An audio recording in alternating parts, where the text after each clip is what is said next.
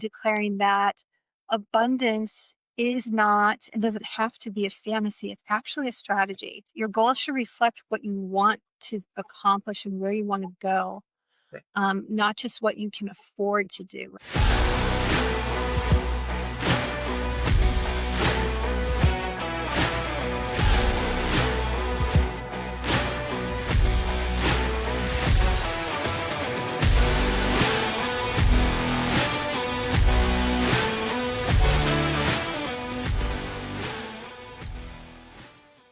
Welcome back to the Social Impact Solutions podcast. Today we are joined by Mary Crogan, a powerhouse marketing executive and the vice president of brand marketing at Bloomerang, where she helps empower more than 24,000 nonprofits through a platform built to raise more money, engage more volunteers, and build lasting donor relationships. Now, in this episode, we dig into how nonprofits can navigate uncertainty in today's fundraising market, embrace an abundant mindset, and set and achieve big, bold goals. This is a conversation you will not want to miss with an outstanding fundraising professional. Let's go ahead and dive on in. Mary, thank you so much for being here. Thank you for having me. I'm really looking forward to talking with you today. Absolutely. So you are over brand marketing at Bloomerang. You want to tell us a little bit more about your role with what you're doing and all the great work over there? Sure.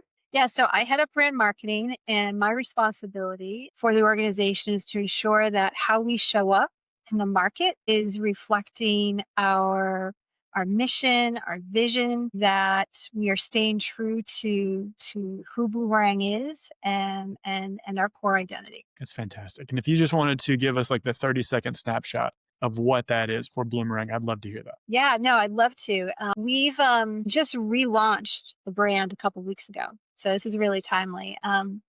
You know, I think we both agree nonprofits are really the heartbeat of change, and they take these big, bold visions for a better community, a better world, and they turn them into something really real and tangible. And we've always known that their ambition isn't something to necessarily be toned down. It's actually something to be celebrated, right? So we asked ourselves, does our brand reflect the vibrancy and optimism of our customers in the sector that we're here to serve? And that question and the answer really led us to kind of relaunch our brand and introduce a brighter, bolder, that, is truly meant to match the energy and the excellence of the nonprofits that we serve. It wasn't just about a new coat of paint, although we did change our colors, but it's really about recommitting, right? And declaring that abundance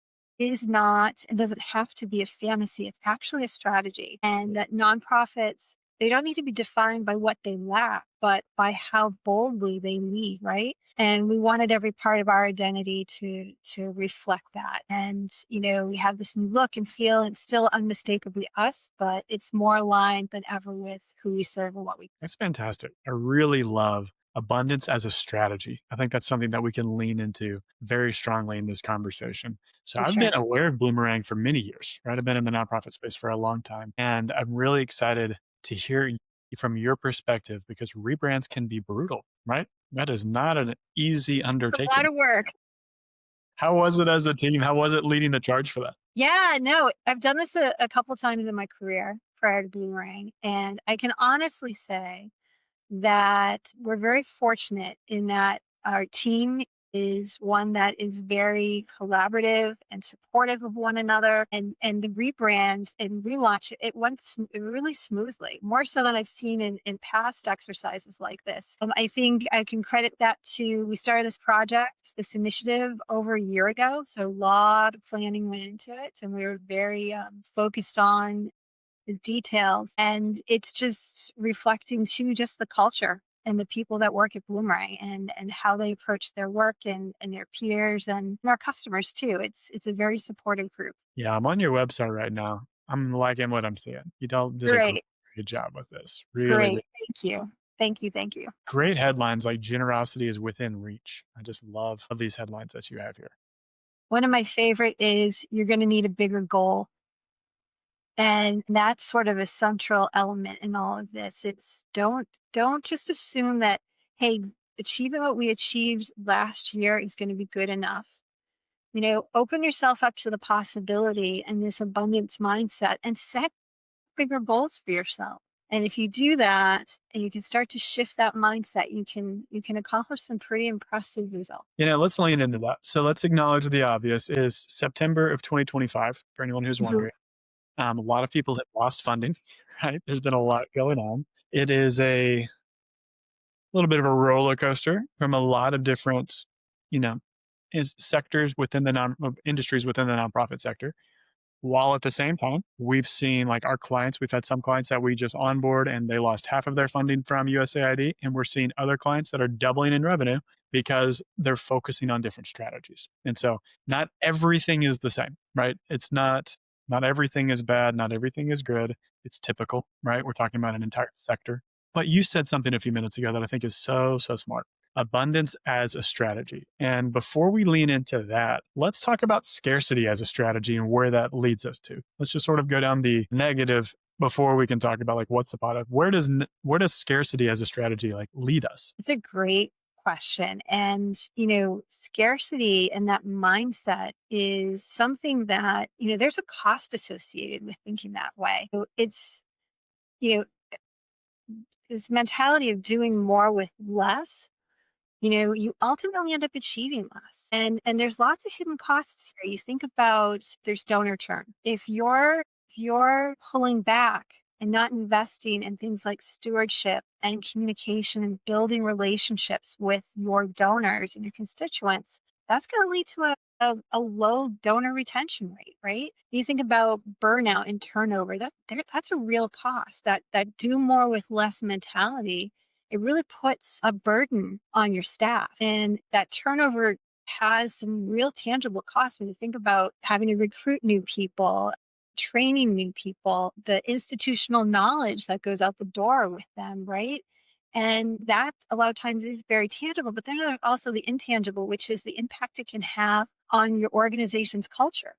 So there's definitely a cost there. And then, true to form, missed opportunity, the cost of missed opportunities, that thinking it creates a focus on survival. And I don't want to downplay what some nonprofits are up against. Totally recognize that. But if you stay in that survival mode, in that mindset, and not focusing on growth, it's going to cause and create scenarios where your organization is missing opportunities to innovate and develop new programs and connect more deeply with the community that they serve. It's preventing you from seeing that bigger picture and investing in things that could significantly scale your impact. So it's scarcity mindset is about stagnant growth and a failure to kind of reach your full potential. I think that's very well put. I think it's very, very well put. And so I'll just go with the example of an organization that I just referenced. They lost half of their funding from USAID. They just cut. And you could say, whoa, that's terrible. Absolutely is. No question about that. Like that's a little bit of a slap in the face as as a strategy. But when you look at the assets that you've had to build in order to have that kind of infrastructure, right? I think where we've really leaned in with them is like, okay, you've lost all this funding, but you've been winning government grants for a very, very long time. That means you Hmm. have infrastructure. That means your reporting capabilities. That means you have all these skills that very easily apply to corporate as well as foundation grants. Right? They have more data than they can shake a stick at, whereas a lot of nonprofits don't. Right? They don't have enough impact data. And so they can bring their government experience to a foundation situation. This is everything that we report on, and this is what your money's going to do. And here's how we're going to report on it. The whole world opens up at that point. Like, now look at our opportunities. We lost this one funder. Look at all the many, many funders that we're not eligible for. I think that's really interesting that you bring that up, because in that scenario too, with that heavy reliance on grant funding, a lot of nonprofits don't have or haven't developed the narratives around the impact that they're having in their communities. And the fact that they can take that and they can turn that around and they can reach out to individual donors and bring that into the foundation layer, key layer, that foundation for their revenue streams, and really communicate and build those relationships, which will help them create some sustainable revenue stream. I think that's something that Bloomerang does so well. Like it's such a great platform for nurturing and developing those individual donor relationships. And let's just continue to lean into. We've talked about the scarcity mindset, abundance as a strategy.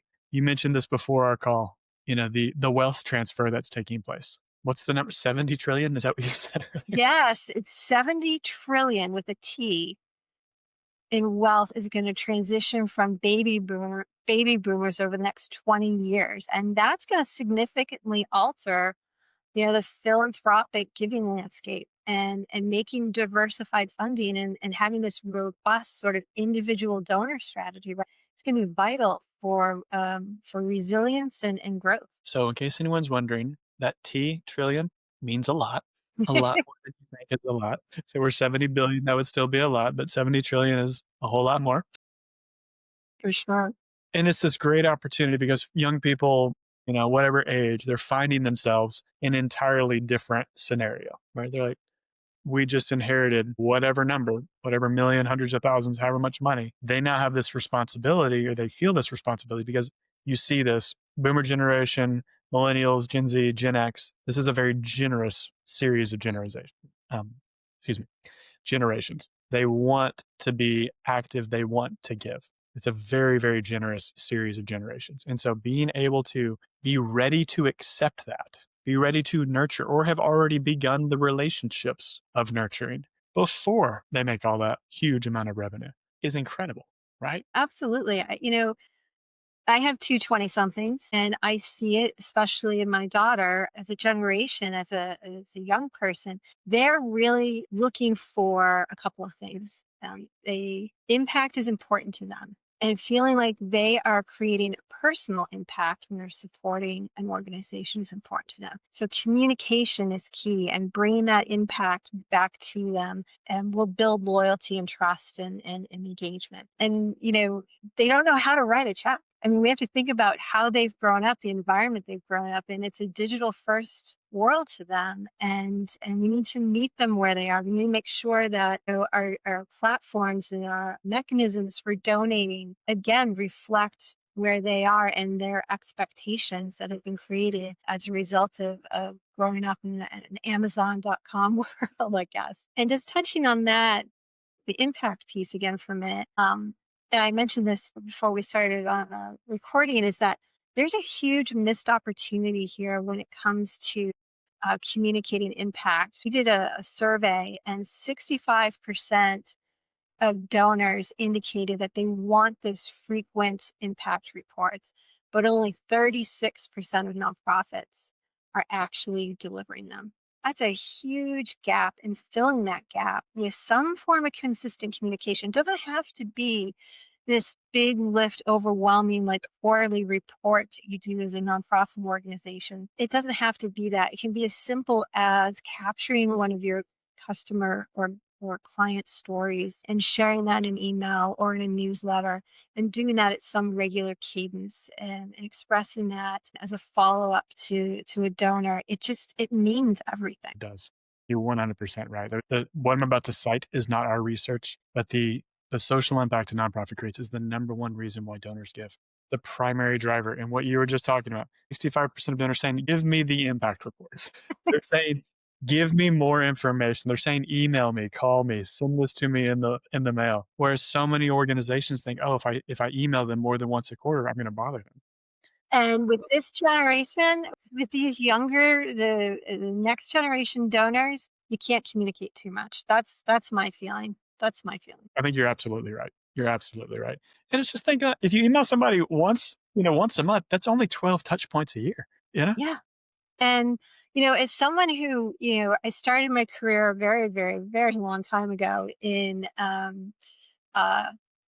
direct marketing and email marketing. I actually worked at a company called Constant Contact Yeah. for a number of years. And, we know open rates on emails. I get lots of emails from different retailers and other organizations, and I don't see them you have to stay. What am I trying to say? You have to stay in front of and create top of mind awareness. And it takes a lot of touches to do that. So, what I advise folks to do is test. Don't be afraid to test and try new things. And one thing that you can do is do some A/B testing and try to segment your data and your constituents. And this group, we're going to email them every single week for the next 12 weeks. And this group, we're going to email them once a month over the next 12 weeks, so 3 times. And then look at your results afterwards. Are you seeing an increased engagement? Are you seeing more donations coming in? That's how you're going to understand and figure out what works for your organization and your audience. And it's just, with platforms like Bloomerang, that's so doable, right? That's not hard. Mhm. You're not having to worry about, oh, what if I segment this and segment that? Like it's very, very straightforward to do that in a platform like Bloomerang, which we love. Thank you. And just understanding, something that we like to add to it. And you mentioned this earlier, just there's a lot of negativity out in the news. And people find themselves mirroring that negativity in their communication. And while that can be effective for very short term things like presidential campaigns or disaster relief, that doesn't work well for organizations that are trying to A, create a movement, or B, create momentum, something that's years long. Everybody knows when election day is.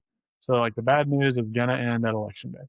Disaster reliefs are very like disasters are very short lived. And so like, yes, negative marketing can be effective in those. And I don't prefer negative marketing in any scenario. We just call it the 80/20 of donor communication. 80% of the time, gratitude for their gift, reporting impact data, like this is what your money's been doing, and telling great stories of transformation. 20% of the time, remind people of the problem that you solve. So many organizations are misunderstood. Like, so what does your nonprofit do again? For sure. Right? Remind them of the problem and then call them to action. Like, hey, join the mission, be a part of this great transformation rather than falling into the negativity, cyclone that we don't really like. And I think it's interesting too, and we were talking about this earlier as well. There are not a lot of negative headlines, right? And it's very easy to feel this immense pressure and feel like you're under attack. Everything we've seen this year with the federal funding cuts and additional fears about government pullbacks. But this myth that generosity is declining and that everything has to be negative, the reality is generosity is transforming, not disappearing, right? And individuals are ready and willing to support the causes that they care about. You just have to communicate and talk to and express to them the kind of impact that you're having. And I can't stress that enough. There's some stats today. Their 2024 report showed that, charitable donations had grown year over year, where I think it ended at $590 billion with a B. Individual giving, was 66% of that overall giving. And when you add in bequests, that number actually jumps to 74%, if I remember the numbers correctly. And, that individual generosity itself grew 8% year over year. So the dollars are out there. It's just a matter of trying to step away from the negativity and try to shift your mindset and your fundraising strategies to embrace that generosity and grow your efforts. I think it's so important to what you just said, of just reminding yourself there's so much money available for fundraising. And the data that Mary just presented is absolutely true. Believe it though. Like that's hard to believe. The numbers are real. But when you look at wealth in the United States over the last 25 years, it is astounding what has happened in this country.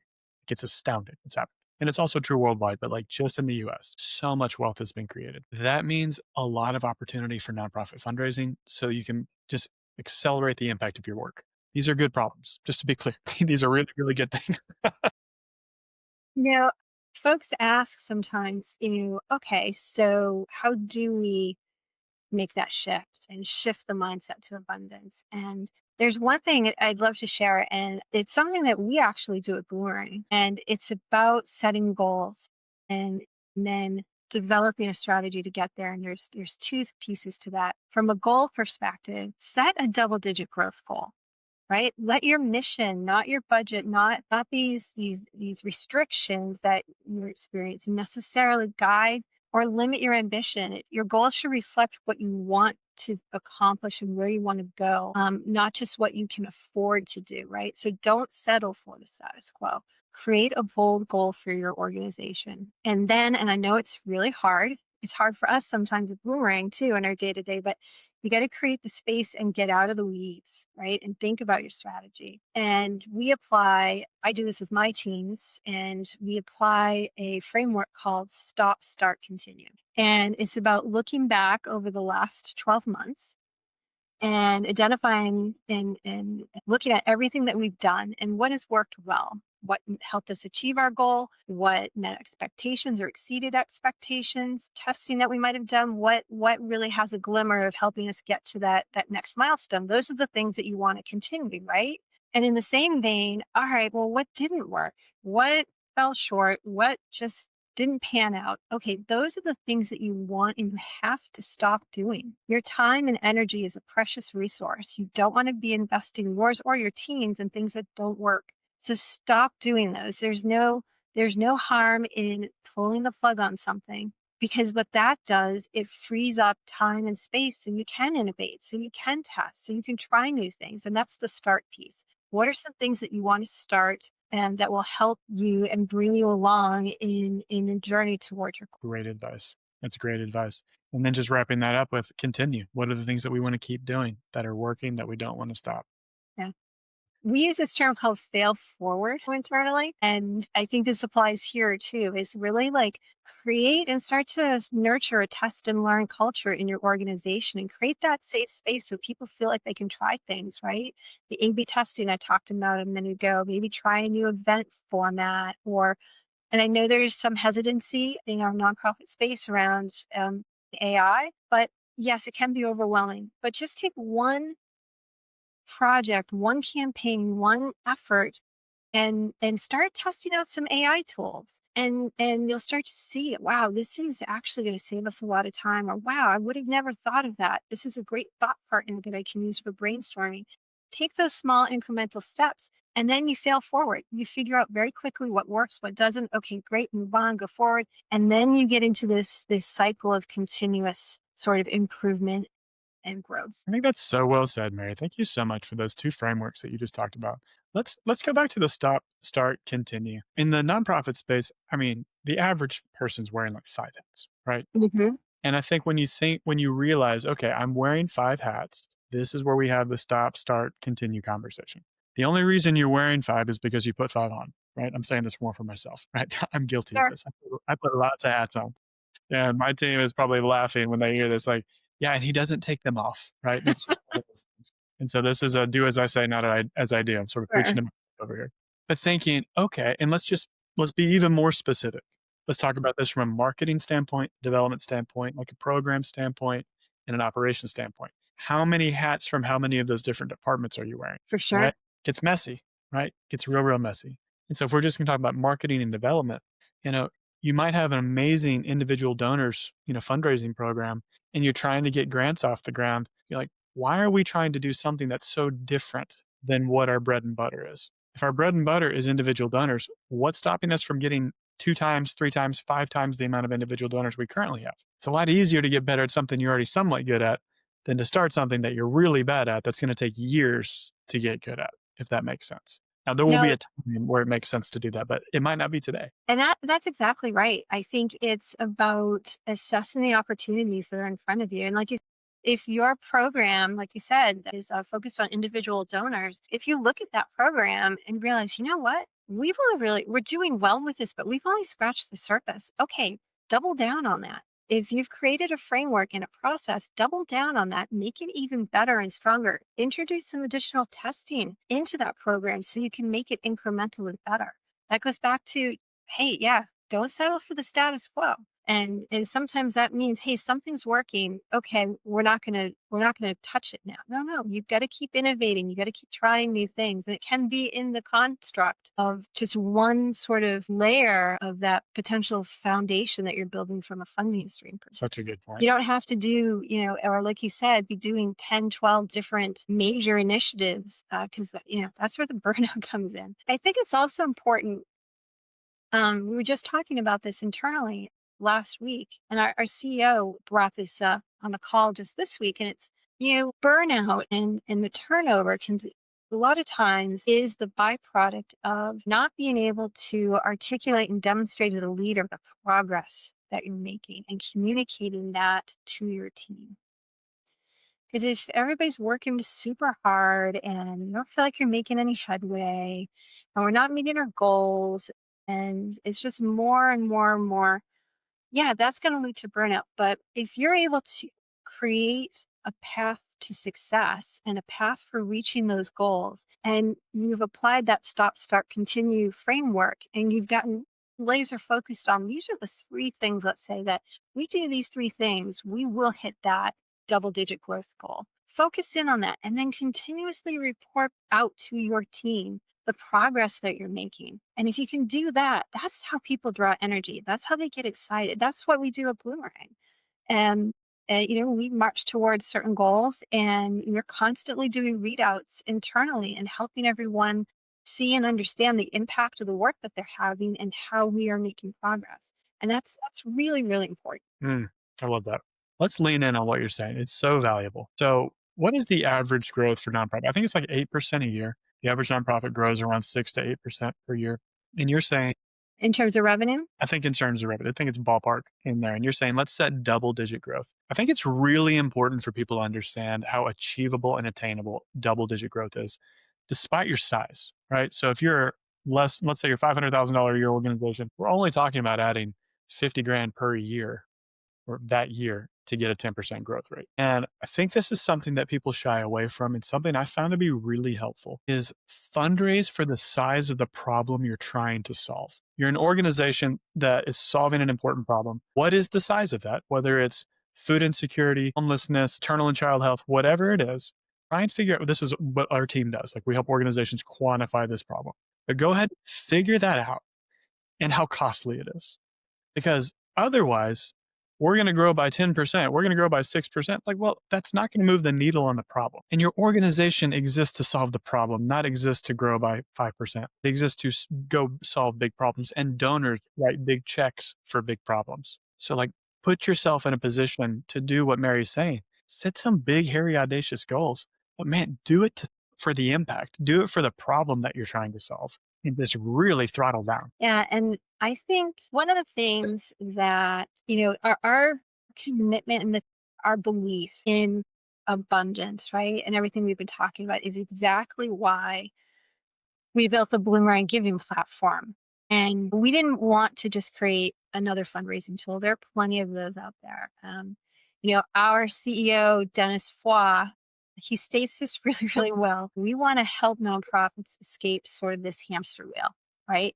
That resets with every campaign or event. We see these nonprofits doing incredible work, solving those big problems. But without the connective tissue between their fundraising efforts and their donor relationships and their volunteer engagement, the efforts don't compound. And I think that's an important component in growth as well, and in achieving those the BHAG, the big hairy audacious goal. I hadn't heard that term in a very long time. I was Jim excited. Collins coming right back at you. Watch out. Sure is.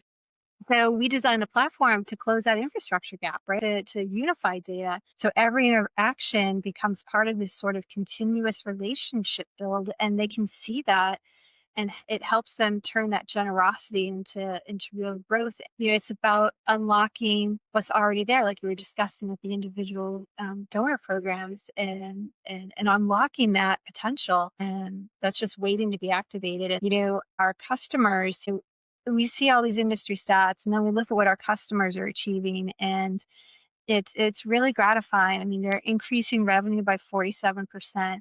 They're growing their databases by 12% year over year. These are averages? On average, 12%. Yes, constituents. 47% on average with your customers? 47% over, I think it was a 3-year period. So Nice. 3 years after they've joined Bloomerang, Great. they have increased their revenue by 47%. Fabulous. And they're increasing volunteer engagement participation by 35%. So just going back to what you were saying earlier, there's so much opportunity out there. It's just a matter of shifting the mindset and making sure you have the resources you need to really capture. Right. I think that's so important.